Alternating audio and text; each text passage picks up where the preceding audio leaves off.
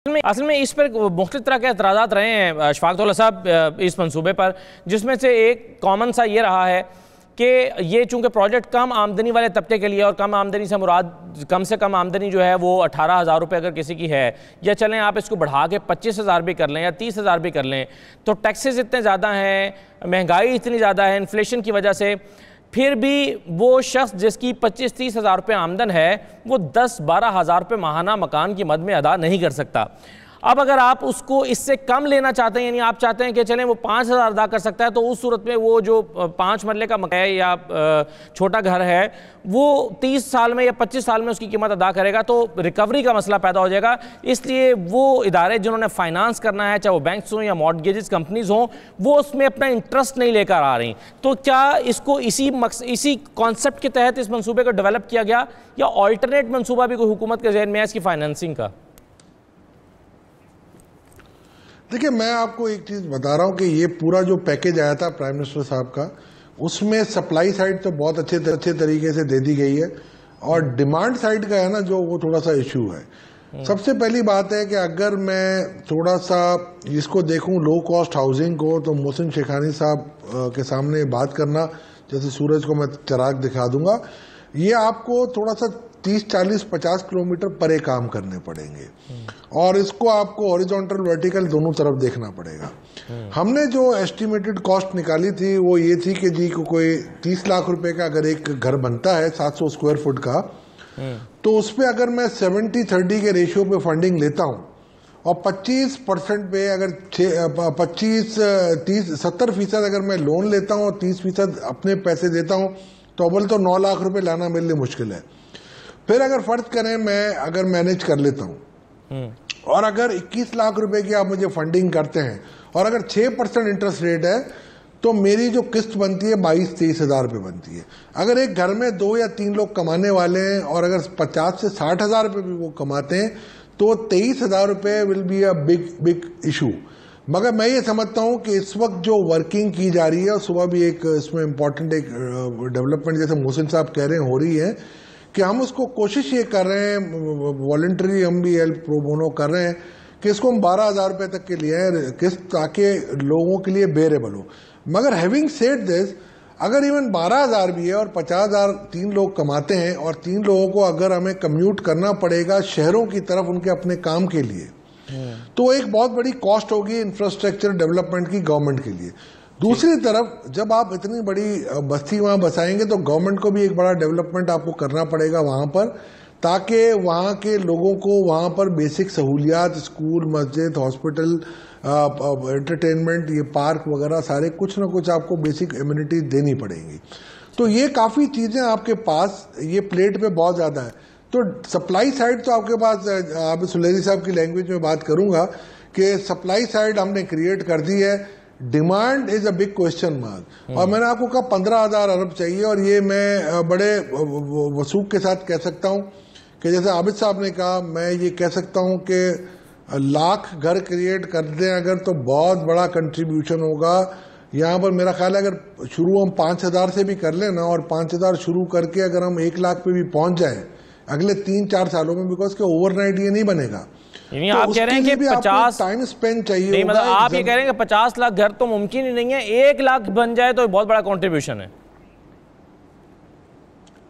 Sir मैं आपको ये कहूंगा कि आप अपने तौर पे इंडिपेंडेंटली हाउसिंग सोसाइटीज को जरा देख लीजिएगा, जो बड़ी बड़ी होंगी। मेरा ख्याल है मोहसिन साहब ज़्यादा बेहतर तरीके से बता सकेंगे कि जो हमारी बड़ी बड़ी हाउसिंग सोसाइटीज़ हैं, वो 5,000 घर भी अगर 2-2, 3-3 सालों में बना देती हैं, तो एक बड़ा कंट्रीब्यूशन माना जाता है। और ऑब्वियसली अगर हम चलें मल्टीपल सिटीज़ में मल्टीपल लोगों के साथ भी काम कराएंगे, और अगर हम एक घर आज शुरू करते भी हैं तो फास्ट ट्रैक पे भी करेंगे, 1 से 1.5 साल लगेगा। तो 2023 तक अगर मैं जाता हूं तो बहुत, और 500 अरब मैं अंदाजा लगा रहा हूं कि अगर 3 लाख घरों पे भी काम शुरू हो जाए, और अगर 4 या 5 सालों में कंप्लीट हो जाए, तो ये हार्डली आपका ये बहुत बड़ा कंट्रीब्यूशन है मेरे नज़दीक तो होगा। और मैं ये समझता हूँ गवर्नमेंट सेक्टर ने, इन्होंने कहा लाख उस पर हम मॉर्गेज फाइनेंसिंग करेंगे। वर्ल्ड बैंक की एक फंडेड एक है हमारे पाकिस्तान मॉर्गेज रीफाइनेंस, वो एक्टिवली इंगेज है हाउस बिल्डिंग फाइनेंस के साथ।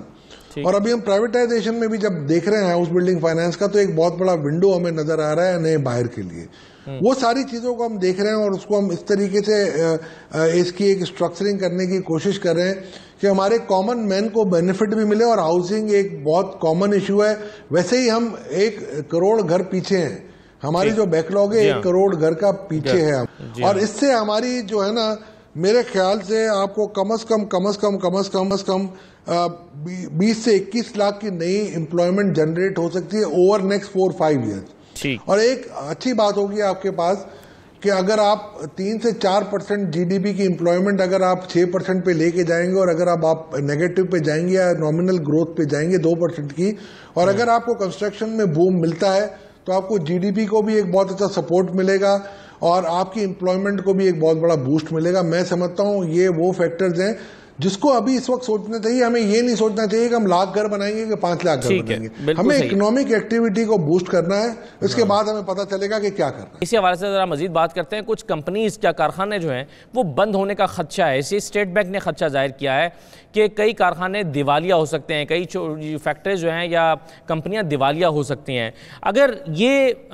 जो कंस्ट्रक्शन इंडस्ट्री है ये काम करती है और इसके साथ जुड़ी हुई 73 इंडस्ट्रीज काम करने लगती हैं, उनको सपोर्ट मिल जाती है, तो क्या स्टेट बैंक का ये खदशा गलत साबित हो सकता है या इसको न्यूट्रलाइज किया जा सकता है? हम बजट को और पाकिस्तान की इकोनॉमी को जाहिर है इस वक्त इस सिनेरियो में कोरोना के पर्सपेक्टिव में ही देख रहे हैं। अब ये बजट बनने जा रहा है, ये कोरोना से मुतासर है। आइंदा 6-8 माह तक अगर ये बरकरार रहता है तो जाहिर है उसमें भी बहुत सारी इंडस्ट्रीज जिनका ताल्लुक बैरून ममालिक के साथ है, इंपोर्ट्स के साथ है, एक्सपोर्ट्स के साथ है। और हमारे यहाँ तो बहुत सारे कामों में इंपोर्ट्स और एक्सपोर्ट्स का दखल होता है, इवन कंस्ट्रक्शन इंडस्ट्री में भी है। तो ऐसी सूरत में कुछ ना कुछ तो कॉम्प्रोमाइज़ रहेगा इकोनॉमी के साथ और बजट के साथ भी। हम उसी के पर्सपेक्टिव में बात करते हैं। अब डॉक्टर आबिद सुलैही साहब, एक चीज़ मुझे ये बताइएगा कि स्टेट बैंक ने जो कोरोना के मईशत पर पड़ने वाले असरात के हवाले से अपनी रिपोर्ट जारी की है, जिसमें उन्होंने ये कहा कि तरसीलात ज़र और सरमायाकारी में कमी हुई है। अब लॉकडाउन से फैक्ट्रियों कारोबारी तबके का जो कैश फ्लो मुतासर हुआ है उससे कई कंपनियां दिवालिया हो सकती हैं। अब मैं आपसे जानना ये चाह रहा हूँ कंस्ट्रक्शन इंडस्ट्री के पर्सपेक्टिव में कि अगर हम कहते हैं कि 73 इंडस्ट्रीज जो हैं वो काम करने लगती हैं, अगर ये इंडस्ट्री चल रही हो, तो अगर इस इंडस्ट्री को सपोर्ट मिले जैसे कि प्राइम मिनिस्टर ने अपनी पॉलिसी दी है, तो इन 73 इंडस्ट्रीज को चलाकर ये जो खदशा है जो स्टेट बैंक ने भी जाहिर किया है, इसको किस हद तक न्यूट्रलाइज किया जा सकता है? सर देखिए, यही वो मारूजी हालात हैं जिनमें मैंने पहले सेगमेंट में जिनकी तरफ इशारा किया था। STPI की एक स्टडी है कि तकरीबन 1 मिलियन के करीब जो SMEs हैं वो 1 महीने की बंदिश के बाद दोबारा बिजनेस में नहीं आ पाएंगी। और जो आने वाला माली साल है वो मैं मज़ीद मुश्किल देख रहा हूँ। ना सिर्फ ये कि ऑफ एंड ऑन शायद हमारे पास सॉफ्ट लॉकडाउन और हार्ड लॉकडाउन और सिलेक्टिव लॉकडाउन ये चलता रहे, बल्कि जो अनसर्टेनिटी वैसे भी डिजीज़ की वजह से आएगी, उसकी वजह से भी बहुत सी छोटी इंडस्ट्रीज जो हैं वो शायद बिजनेस में वापस नहीं आ सकेंगी। इसी तरीके से वो इंडस्ट्रीज जो कि जिसके लिए रॉ मटेरियल या इंपोर्ट करना होता है उसको हमें देखना होगा कि वो कैसे चल रही होंगी। हमें ये भी देखना होगा कि क्या हम सीमेंट पे एक्साइज ड्यूटी जो है उसमें इस बजट में कमी लाने की पोजीशन में होंगे या नहीं। यकीनी तौर पे FPR जो है वो इस चीज़ की मुखालफत करेगा, लेकिन कंस्ट्रक्शन इंडस्ट्री को अगर हमें रिवाइव करना है तो उसके जो मेजर इंग्रेडिएंट हैं स्टील और सीमेंट, यकीनी तौर पे उनकी कीमत जो है वो हमें एक मुनासिब रेंज में रखना होगी ताकि लोग जो है वो इस इंडस्ट्री की तरफ इसमें इन्वेस्ट भी करें और इसमें और यही दो शोबे हैं जो टैक्स से मुस्तस्ना नहीं करार दिए गए, इन पर टैक्स लागू रहेगा। तो इन्हीं के बारे में आप कह रहे हैं कि इसकी प्राइस को कंट्रोल रखना पड़ेगा, यानी हमें इसके चेक एंड बैलेंस वो थोड़ा सा इसके प्रॉस एंड कॉन्स देखने होंगे। FPR के हवाले से मतलब FPR बिल्कुल ठीक कह रहा होगा कि अगर सीमेंट पे भी FED कम हो जाती है और अगर स्टील जो है उस पर भी ये टैक्सेशन कम हो जाती है और तो यकीनन FPR जो है एक मेजर चंक लूज कर रहा होगा। लेकिन हमें उसका जो कौन है वो ये देखना है, उसका प्रॉस साइड जो ये देखनी है कि जहाँ पे बाकी आपके तकरीबन इस वक्त तक $14 बिलियन का एस्टिमेट लगाया जा रहा है जिसका नुकसान हो चुका है, तो उसको शायद हमें बर्दाश्त करना चाहिए अगर हम कंस्ट्रक्शन इंडस्ट्री को रिवाइव करवाना चाह रहे हैं। उसके बदले में हमें जो इलिसिट सिगरेट्स हैं उस पर टैक्सेस जो है, सिगरेट पर टैक्स बढ़ाएं, इलिसिट सिगरेट पे जो ट्रैक एंड ट्रेस मैकेनिज्म है उसको एक्टिव कर दें, आपके 50 अरब रुपए तो वहां से कवर हो जाएंगे। तो ये नहीं कि हुकूमत का नहीं, मगर सिगरेट पे टैक्स बढ़ाएं तो वो तो बढ़ाएं, लेकिन जो बेशुमार सिगरेट्स बगैर टैक्स के मार्केट में फिर रही हैं और काम नहीं कर रही हैं, उन पर भी तो टैक्स इम्पोज होना चाहिए ताकि वहां से भी न्यूट्रलाइज किया जा सके। और उसके बारे में तो बेशुमार रिपोर्ट्स आती हैं कि हुकूमत में शायद लोग बैठे हुए हैं और हुकूमत को शायद देखना चाहिए। जी, अपने कमेंट में मैंने यही तस्करा किया कि वो जो ट्रैक एंड ट्रेस सिस्टम है और जो इलिसिट सिगरेट्स हैं जिन पर टैक्स पे नहीं होता, यकीनी तौर पर उनको बंद किया जाए। तो जब हम उनको बंद करेंगे तो 50 अरब रुपए का एस्टिमेट लगाया जाता है कि 50 अरब रुपए के सिगरेट्स जो हैं वो बगैर टैक्स अदा किए इस वक्त पाकिस्तान में बिक रहे हैं। तो यकीनन हम सीमेंट में थोड़ी सी एफईडी कम करके अगर वहाँ से वो 50 अरब पूरे कर सकते हैं तो हमें कर लेना चाहिए। तो इस तरह के कुछ इनोवेटिव सोल्यूशन चाहिए होंगे इस वक्त पेंडेमिक के इस कॉन्टेक्स्ट में, अगर हम बाकी कुछ इंडस्ट्रीज को चलाना चाह रहे हैं।